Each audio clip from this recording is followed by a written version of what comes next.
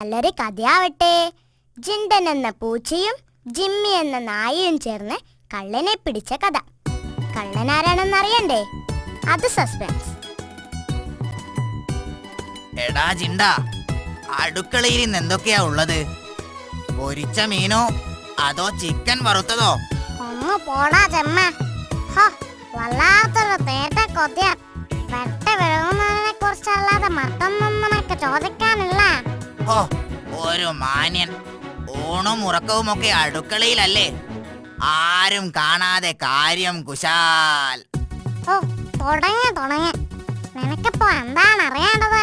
കൂടുതലൊന്നും വേണ്ട. ഇന്ന് ഇറച്ചിയോ മീനോ എന്നറിഞ്ഞാ മതി. എന്ന് മീനാ? എന്താ പോരെ? അപ്പൊ പിന്നെ ഞാൻ പട്ടിണി.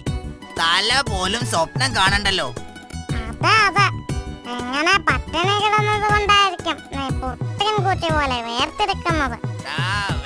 വേണ്ട, അസൂയ വേണ്ട. എനിക്ക് കള്ളന്മാരെ പിടിക്കലാ ജോലി. അതിന് കുറച്ച് തടിയും മസിലും ഒക്കെ വേണം. ആട്ടെ, നിന്നെ കൊണ്ടിപ്പോ എന്താ മുതലാളിക്ക് ഇത്ര ലാഭം? ഒന്ന് കേൾക്കട്ടെ. എന്നാ കേട്ടോ. നമ്മ ശ്വാസം വിട്ട ബംഗ്ലാവിനകത്ത് ഒരൊറ്റ ഇലയും തലപോക്കില്ല. അറിയോ നിനക്ക്? അതിന് ബംഗ്ലാവിനകത്ത് എവിടാടാ എലി? ഉണ്ടാവില്ല. ഞാനിവിടെ ഉള്ളപ്പോ ബംഗ്ലാവിനകത്ത് ഒരൊറ്റ എലിയും ഉണ്ടാവില്ല. അതാണ് ജണ്ടന്റെ കഴിവ്. മാത്രമല്ല, എനിക്ക് മുതലാളിയുടെ കാറ് വരുമ്പോ ഗേറ്റ് തുറക്കണം. രാവിലെ മുതലാളിയെ വിളിച്ചുണർത്തി ഓഫീസിലേക്ക് പറഞ്ഞയക്കണം. ജോലി എനിക്ക് ഒത്തിരി ഉണ്ട് മോനെ. മുതലാളി വന്നു.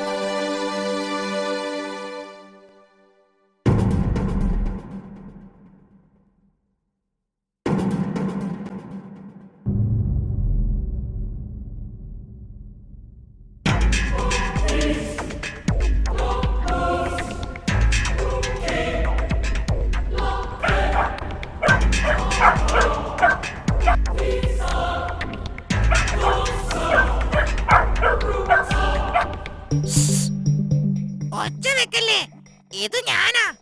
നീ എന്തിനു വന്നു? നീ എങ്ങനെ ഇതിനകത്ത് കയറി? പറയടാ. ജിമ്മി, ഞാൻ പറയാം. എന്നെ ഒന്നും ചെയ്യരുത്. ഞാൻ നിന്നോട് ചില കാര്യങ്ങൾ പറയാൻ വന്നതാ. അത് കഴിഞ്ഞ് ഞാനങ്ങ് പോയിക്കൊള്ളാം. നീ ഒന്നും പറയണ്ട. നിന്നെ എനിക്ക് പണ്ടേ അറിയാം. നീ ബംഗ്ലാവ് കൊള്ളയടിക്കാൻ വന്നതല്ലേ? ഇന്ന് നിന്നെ ഞാൻ കൊല്ലും. എന്റെ മുമ്പിൽ വരാൻ ഇന്നേ വരെ ഒരു കള്ളനും ധൈര്യപ്പെട്ടിട്ടില്ല.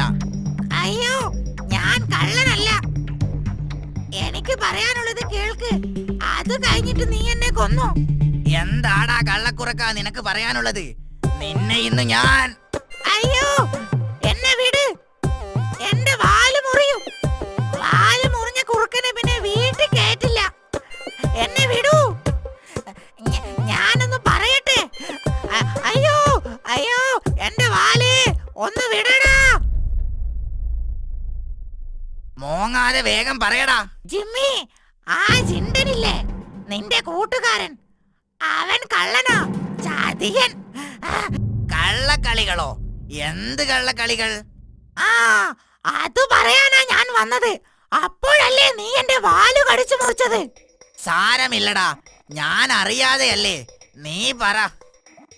പറയാം. അവൻ മുതലാളിയുടെ എല്ലാ രഹസ്യ അറകളും കണ്ടെത്തിയിട്ടുണ്ട്. അവിടെയുള്ള സ്വർണ്ണ നാണയങ്ങളും മറ്റുമെല്ലാം ചാക്കിലാക്കി മറ്റന്നാൾ രാത്രി സ്ഥലം വിടാനാ അവന്റെ പ്ലാൻ. എന്തായി പറയണേ? ഞാൻ പറയുന്നത് നേരാ, എന്നെ ഒന്ന് വിശ്വസിക്കേ. അവൻ നിന്നെ കാണാതെ ബംഗ്ലാവിന് പിന്നിലൂടെ ഇറങ്ങും. ആ സമയത്ത് മുതലാളി കൂർക്കം വലിച്ചുറങ്ങുകയായിരിക്കും. ദൈവമേ, എന്തായി കേൾക്കുന്നത്? നീ ഇതെങ്ങനെ അറിഞ്ഞു? അതൊന്നും ചോദിക്കരുത്.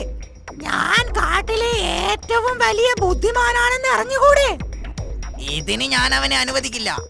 ഇതുവരെ മുതലാളിയുടെ ഉപ്പും ചോറും തിന്നിട്ടിപ്പോ മുതലാളിയെ ചതിക്കാൻ നോക്കുകയെ. കൊല്ലും ഞാൻ അവനെ. നീ എടുത്തു ചാടരുത്, ബുദ്ധിപൂർവം നീങ്ങണം.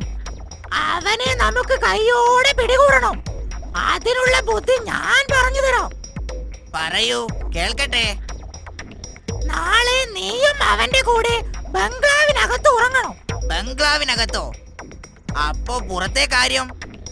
കള്ളന്മാർ? പുറത്തൊന്നും സംഭവിക്കില്ല. ഞാൻ ഇവിടെ തന്നെ ഉണ്ടാകും.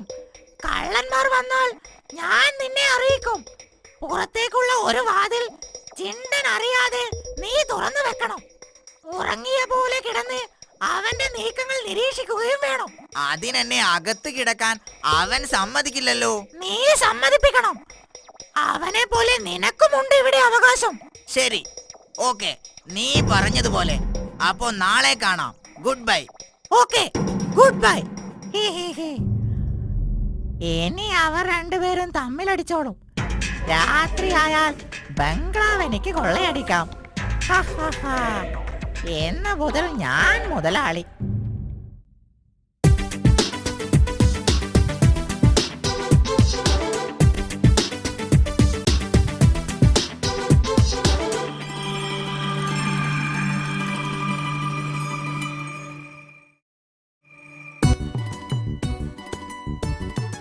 ഇന്ന് ഞാനും ബംഗ്ലാവിനകത്താ കിടക്കുന്നത്. ഇന്ന് ഞാൻ ബംഗ്ലാവിനകത്ത് ഉറങ്ങുമെന്ന്. പട്ടുമെത്തയുടെ സുഖം എനിക്കും ഒന്നറിയണം.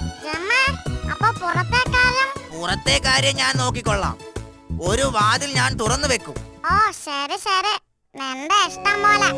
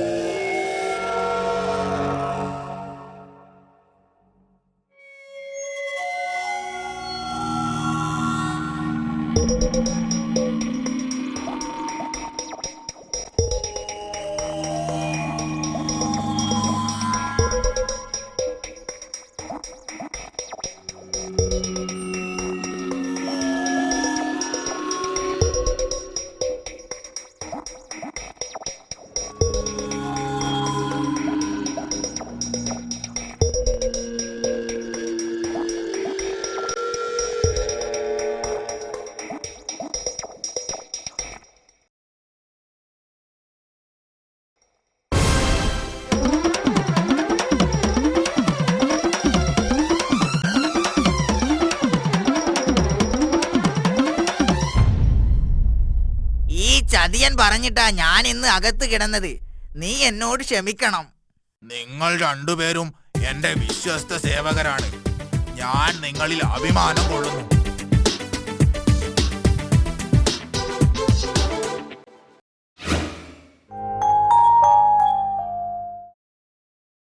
കൂട്ടുകാരെ, കള്ളന്മാരെ സൂക്ഷിക്കണേ.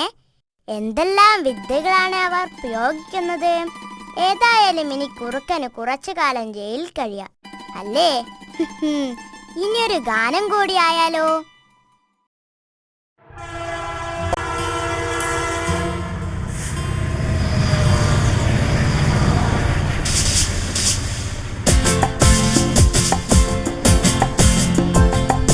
വണ്ടി വണ്ടി നില്ലട വണ്ടി നിന്നെ ഞാനന്ന് തൊട്ടോട്ടെ.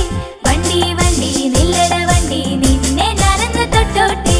തലേതാണ് വാലേതാണ് ഞാനന്ന് തപ്പിയെടുത്തോട്ടെ. തലേതാണ് വാലേതാണ് ഞാനന്ന്